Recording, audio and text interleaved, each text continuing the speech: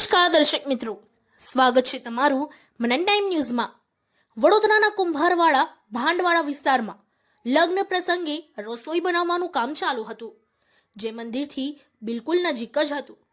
એ દરમિયાન એક સમાજના લગ્ન પ્રસંગમાં બીજા સમાજના લોકો દ્વારા રસોઈ ત્યાંથી હટાવવાની વિનંતી કરવામાં આવી હતી અને જણાવવામાં આવ્યું કે આ રસોઈના ડેગ તથા તપેલા ત્યાંથી હટાવી લો, જેથી એકબીજા વચ્ચે બોલાચાલી થઈ તથા શાબ્દિક યુદ્ધ થયું, જેમાં મામલો ઉગ્ર બન્યો હતો અને એકબીજા આમને સામને આવી ગયા હતા અને મારામારી થતી અટકાઈ ગઈ હતી અને પોલીસને જાણ થતાની સાથે જ તુરંત જ બનાવ સ્થળ પર આવી મામલો વધુ ઉગ્ર બનતા અટકાઈ ગયો હતો।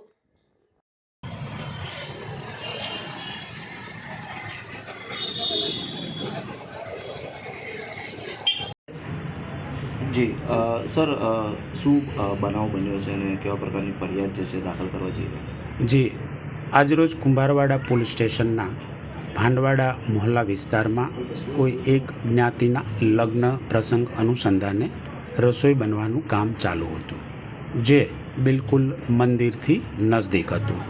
આથી બીજી વિધર્મી લોકોએ ત્યાંથી આ જે રસોઈ બને છે નોનવેજ પ્રકારની તે ત્યાંથી હટાવવાની રિક્વેસ્ટ કરવામાં આવી।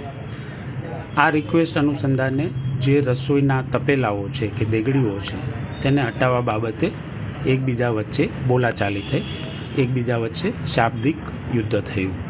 આ શાબ્દિક યુદ્ધ અનુસંધાને મારામારી થતી અટકી ગઈ છે, કારણ કે 100 નંબરમાં જાણ થતાં પોલીસ તરત જ બનાવ સ્થળે પહોંચેલી। પીઆઈ કુંભારવાડા, એસીપી, ડીસીપી બધાની હાજરી હતી, પોલીસ કાફલો પણ ત્યાં હાજર હતો।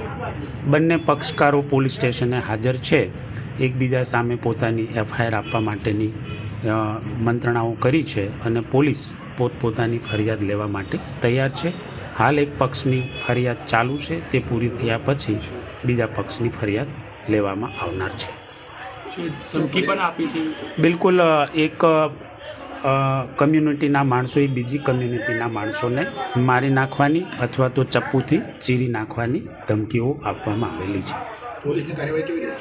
બિલકુલ, પોલીસ કાયદા અનુસાર લીગલ કામ કરશે, કોઈ પણ જાતના શરમ વગર બંને પક્ષકારોની સાચી ફરિયાદો લેવામાં આવશે।